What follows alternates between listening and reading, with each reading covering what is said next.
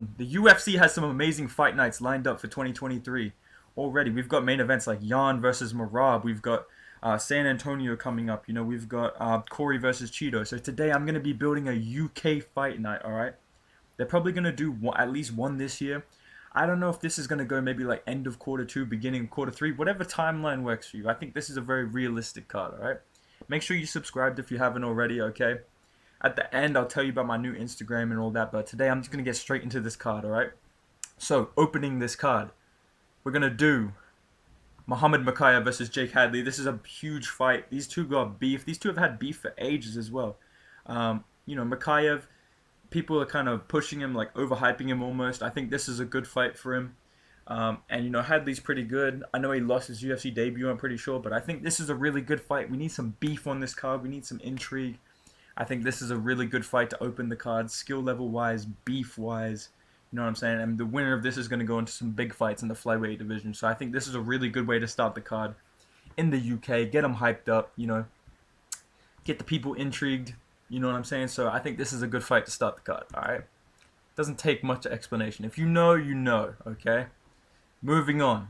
Okay. If you don't know, now you know. Okay. Bro.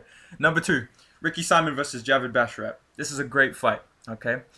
Last time I did a fights to make. This is recorded before UFC 283, by the way. So I'm gonna do a fights to make after UFC 283.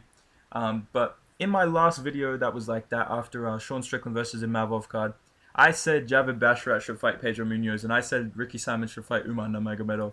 I don't think that Munoz fight's gonna happen for him.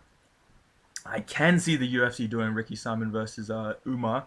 If Ricky Simon loses that fight, then I think this is a really good fight for him. And I think regardless of when this UK card is, they'll probably get Javid Basharat on there against like a ranked opponent. I can see him fighting one more like unranked guy before he gets a ranked opponent. So maybe he fights an unranked guy next, and then later in the year he has this fight on this UK card. I hope that makes sense. But I think this would be an awesome fight on the card. High skill level, very important to the bantamweight division. The winner of this is going to be moving on to big things again. You know what I mean? Like timeline wise, I think this could happen pretty much any time this year. I don't really see either of these guys getting finished quite badly. So I think this is a really good fight to make for the UK fans, and I'm sure Ricky Simon would be happy with this fight in front of a huge crowd. Javid Basharat's a guy that they want to push because he's a really, really high level fighter. He looked so good in his last performance, and he looked really good in the Contender Series. So I think this is a great fight to showcase him on this main card. All right. So we're gonna move on to my featured fight. Okay, there's a few names that you kind of have to put on a UK card, and I think one of them is Paddy Pimblett. So I don't know when he's coming back from his injury. If he can come back before this card, maybe he'll fight Tony Ferguson or something. If he beats Tony Ferguson, or maybe he fights Claudio Puelles, I can see the UFC giving him Puelles, honestly. Then I think he should move on and a featured fight on this card, and let's do Dan Hooker versus Paddy Pimblett. I think Dan Hooker is probably Paddy Pimblett's best chance in the rankings. Um, just because Dan Hooker is just kind of slowed down a bit since his peak at lightweight. He's still pretty good. I think, especially on the ground, he's very underrated. So I think he would be a tough test for Paddy, but at the same time, his striking isn't like so dangerous now that he would get finished by Paddy. You know what I mean? Finish Paddy really badly. I still think he could beat Paddy Pimblett, but I think this is like the perfect mix of like a good fight for Dan Hooker and a good fight for Paddy Pimblett with danger on both sides for them. This would be a good way for Paddy Pimblett to kind of redeem himself if he was able to beat Dan Hooker. Do I think he could? Probably not, but if he was able to, then I think that would be a bit redeeming for him, and then he could move on to maybe a McGregor fight.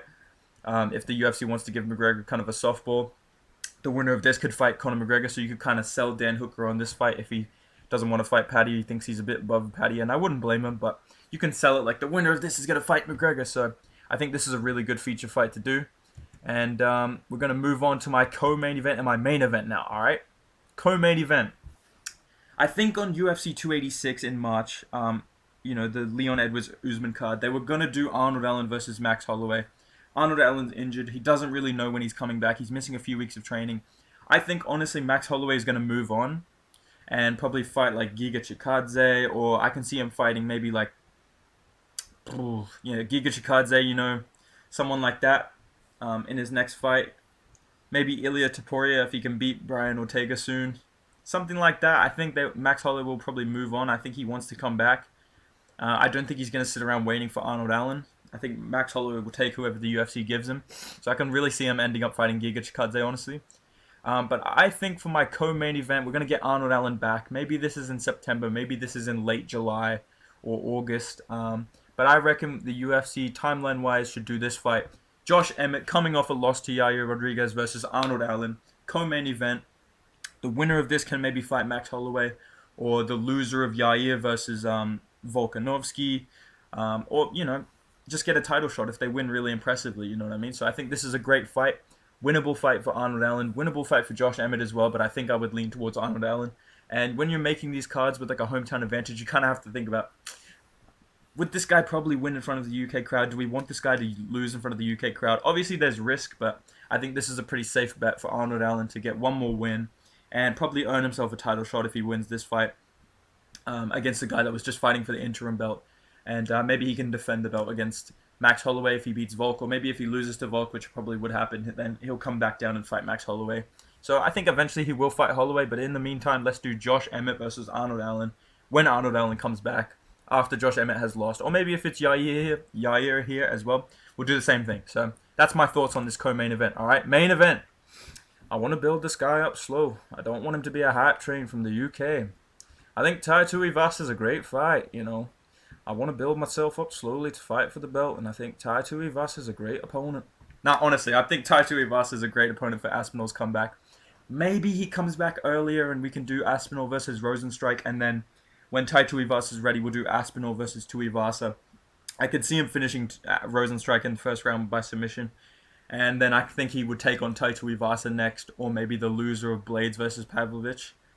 Just because Pavlovich's name is Sergey, and I could see Aspinall being like, Sergey Pavlovich, he's a great fighter. I'm ready to fight, and I don't want to build myself up as a hype train. I want to take it step by step. I think I'd like to have a rematch with Blagoy Ivanov. That'd be a great fight. So I think Aspinall would be be very happy to take this fight, and I think this would be an awesome main event. Everyone loves Tai Tuivasa.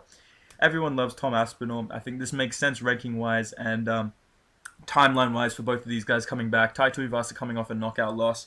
2 in a row, and Aspinall coming off that injury against Curtis Blades. So I can definitely see the UFC putting this fight together. I think this would be an awesome main event. So let me know down below what you think of this main card. I'm going to move on to my prelims now, okay? Now, let me be clear. I also think... Sorry, I just Obama'd you. My bad. I didn't mean to be like, let me be clear. Look, on the prelims, I would also put guys like Lerone Murphy. I would put like the UK prospect Lewis McGrillen on here. He's a flyweight prospect. I think he's going to end up in the UFC very soon. So I think he could end up on this card. But I'm going to start the prelims off with Mark Jacasey versus Otman Azaitar. I think this would be an awesome fight. Maybe these guys have one more fight in the meantime, but I can definitely see these two getting matched up. I think that'd be an awesome matchup on these prelims, Maybe like a prelim featured fight. I don't know the order of these prelim fights. I'm kind of putting them in a bit of order, but I wouldn't mind them being shifted around. But I think this would be a great fight. Ranking-wise, it makes sense. Both of them coming off a loss. Azaitar's going to need some time off after that knockout, and I can see the UFC giving him one more chance because he was undefeated before that. He's always in exciting fights. Mark Jacasey looked pretty good in his last fight, like excitement-wise. He lost to Michael Johnson, though, so I think this makes sense, and I think this would be a really exciting fight to see in the lightweight division, all right? Moving on, we're going to get more of a technical fight in here. We're going to do Jack Shaw versus Montel Jackson. I think this makes a lot of sense. These two are really two up-and-comers in the bantamweight division, and the winner of this is going to move on to some huge fights, maybe like a Dominic Cruz bounce-back fight, or a Pedro Munoz, or Kakramanov, something like that. Someone like that, maybe the loser of Rob Font, Adrian Yanez. I could see big things in the future for the winner of this fight, and I think this would be a great fight, especially for Jack Shaw to be in the UK and on this card. I kind of had to put him in here, so I think this is a great fight to make, especially down the line if both of these guys get one more win.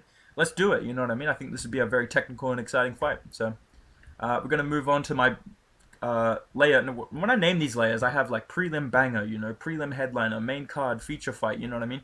This one I have it labeled prelim women, okay? So let's do Molly McCann versus Antonina Shevchenko. Antonina is a striker. Her grappling is not that good. Molly McCann's a bit the same. I think this would be a good matchup for Molly, especially in the UK, but at the same time, it's it's a good level for her. And for her to be fighting anyone with the last name Shevchenko is a blessing. So I think this is probably a really good fight to make for the UFC if they want to push Molly McCann. And at the same time, if she loses to Antonina Shevchenko, she's always going to have that name value because she's the sister of the champion. So it's kind of win-win for the UFC, and I think it's a much better matchup for Molly than most guys, most women coming up the women's flyweight division. So I think this would be a good fight for the UFC to make. Tell me the UFC wouldn't put this on the fucking main card though. Like I was making this main card and I was like, do I put this on the main card? Because I know the fucking UFC would. I know they'd put Makayev on the fucking prelims. I know they would when he deserves to be on the main card against Hadley in that beef like super fight for them. You know what I mean? So I know this would be on the main card, but for me, it's on the prelims, dude. And moving on to my last fight, my prelim headliner. Okay, this guy's coming off a very impressive knockout. He's had a few losses. I think he needs some unranked opponents, and there's one guy that I want him to fight. And I think the winner of Nathaniel Wood versus Lerone Murphy should fight Dan Ige next. And I think that'd be a perfect prelim headliner. Maybe you swap this with the Makayev fight, and this opens the main card, and Makayev's the headliner of the prelims. But I think this would be a really cool prelim headliner. This would get people to watch. If it's Lerone Murphy, it's Nathaniel Wood. I don't really know. I just put Nathaniel Wood here because he's higher ranked than Murphy on Tapology. But I think Dan Ige, this is a perfect fight for him to kind of build himself up. And for the winner of that Wood versus Murphy fight, that's a big. They need to move on to a ranked opponent. They are the next prospect up in the UK at the featherweight division. I think this makes perfect sense, especially later in the year. Let's get Dan Ige one more win. Maybe he fights like Alex Caceres. I'm not Alex Caceres. Sorry. Maybe he fights Duho Choi or something like that. Um, Whoever, and then he fights this fight in the UK as the prelim headliner. Maybe he's ranked number 15. Maybe he's just number 14, 15.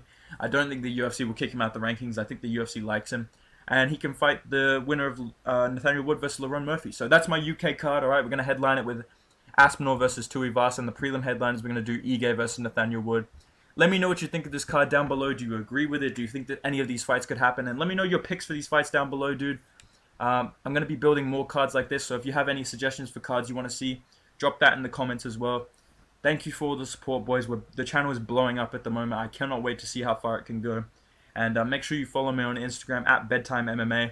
I'm going to be posting my fight-related stuff and probably some memes on there and, my thoughts on fight announcements. So if that interests you at all, go follow that and make sure you subscribe as well, boys. All right, I'll see you in the next video. Goodbye.